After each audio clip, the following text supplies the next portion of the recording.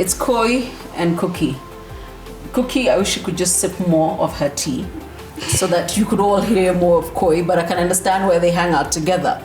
She probably lets this one order food when they sit in a restaurant. We will have... It's actually the other way. We will have, and I'm trying to unpack a generation that seems to have voice but are actually silent.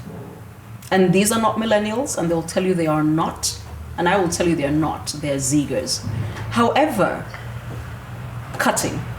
And please just put your arms up.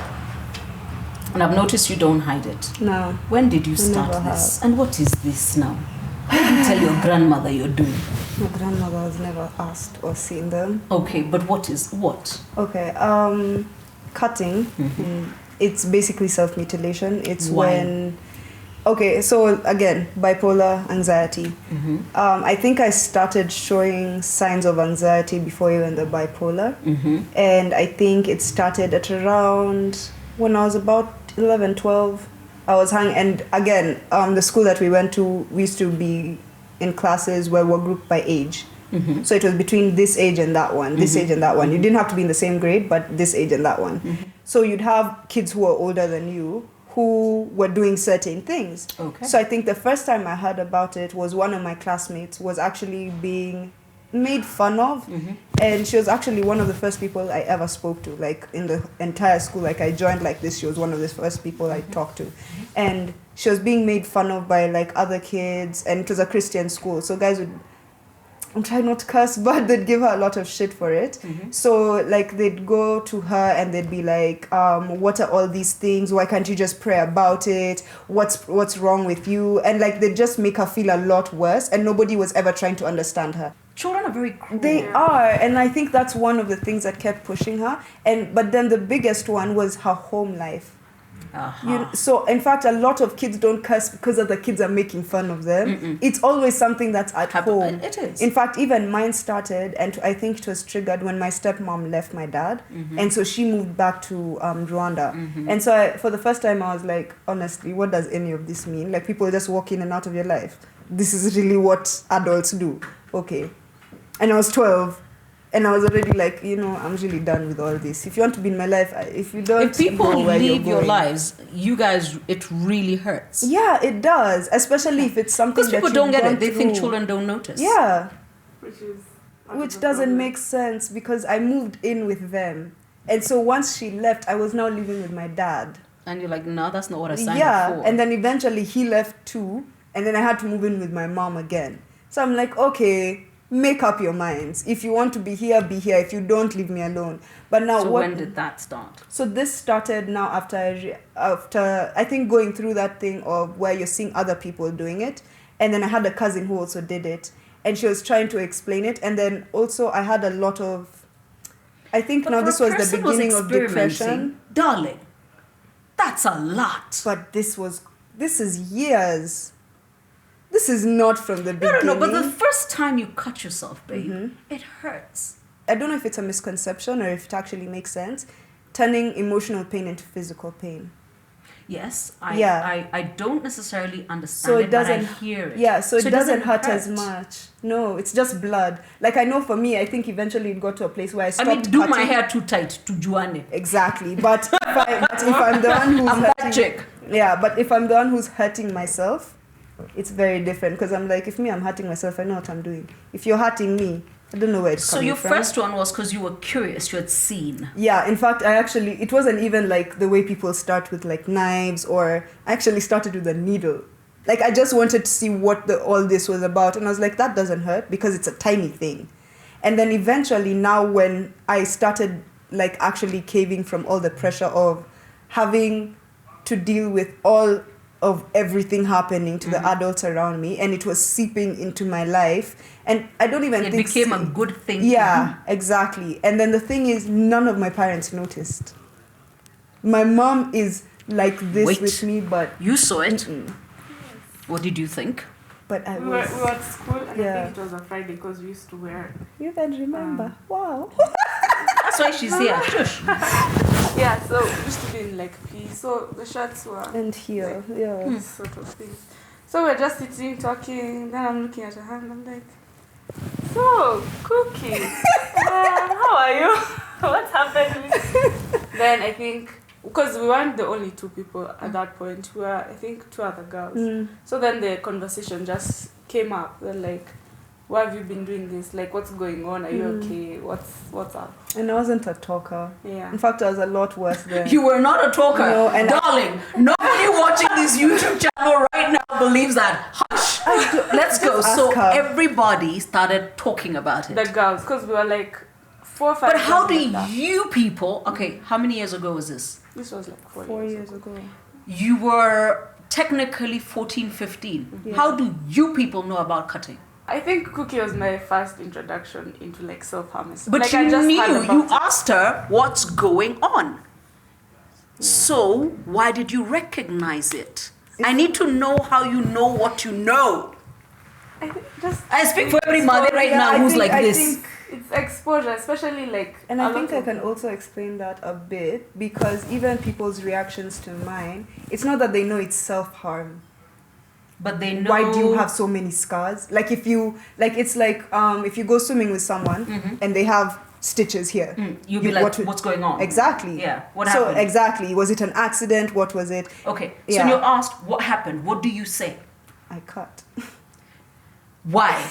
So that's the next question. Yeah. But why? In Yeah. fact, I'll talk like a 14-year-old. But why? We didn't have high-pitched voices. Okay, but why? I don't, now that's why I'm saying I wasn't a talker. I just never used to explain myself. In fact, these guys went through a lot of hell trying and understand what Why was you going would on, do that because to I would yourself. just say, and I Did move you on. go home and tell your mom there's a girl in my school who's got scars on her hands? No. You guys don't even bring it up at home? You said your parents didn't notice.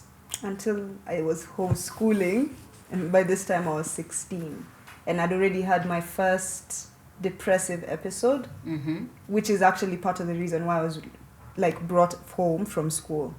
My mom was like, if that's the trigger, if the trigger is always in school, because even my anxiety was triggered in school. It was actually triggered by a teacher. Okay. Yeah. But So your mother's when- very observant. Yeah, so when she realized that, she was like, mm-mm. In fact, she's not even the one who noticed it, was Shiro, like my mom's sister. She's the one who, I think, and this was after now I had decided to stop cutting, but they were fresh. They were, let's say, a month old. But you see, they're like any other scar. It'll do the thing where it scabs and then it starts peeling and all that. Before it turns into now normal skin, it goes through all that. And I think while it was peeling, I was playing with it. Like Of I was course, yes, scratching because and you stuff. scratch Yeah. it, yes. And my aunt noticed and she didn't even bring it up. She brought it up later. And then now we had a whole conversation at But you 16 can imagine, with both my parents. let's also be fair to your aunties and your parents. They don't come from a world where our Kenyan African daughters or sons cut. Self-mutilation. Self-mutilate. What is that? I mean, like I told you, try plaiting my hair too tight. Try. Just try. It's not going to happen. But it was so common because I think I knew people who even used to burn themselves. Light a candle. Because you must do this. understand, even as you begin to read the comments on this YouTube video, a lot of people will dismiss it and say, that's because they're aping Western behavior. That's because they're doing I this. don't even that, think yeah. I'd seen it on TV. This was literally from the people experiencing the same things as me, how they were handling it, Yes. and then how I decided this actually works. I Works. feel better, and and I think it's more of, and you do it like during meltdowns. You're crying, you are covered in tears, Okay. and so it doesn't even feel It as doesn't- bad okay, as no, I can as understand it if you should. say if it doesn't Yeah. hurt. Yeah, when you're doing So it. you're not sitting somewhere like singing something and then just cutting. No. And even then, if somebody is doing it like that, they've probably just gotten to the place where everything has broken, and so they're not even there.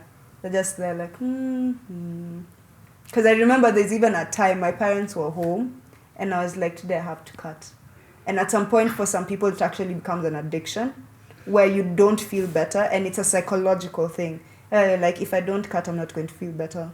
And I went to my kitchen floor, I sat with a knife, and I cut myself, and then I was like, now I feel better. Let me wash the knife and go to bed. And I went. And I think that's the time. And then I think, for me, like, I said, my friends were very observant, And there are also people, like you said, ziggers. Like, these are people who think about things before they bring it up. So for them, it was reactionary because they saw it. But I have a friend who, when he brought it up, eventually he was like, I want you to stop cutting. And that's how I stopped cutting. Oh, really? Yeah. So, Koi, here's what I need to understand. Because you have never self-harmed. And she's been there and you've seen it and you've talked.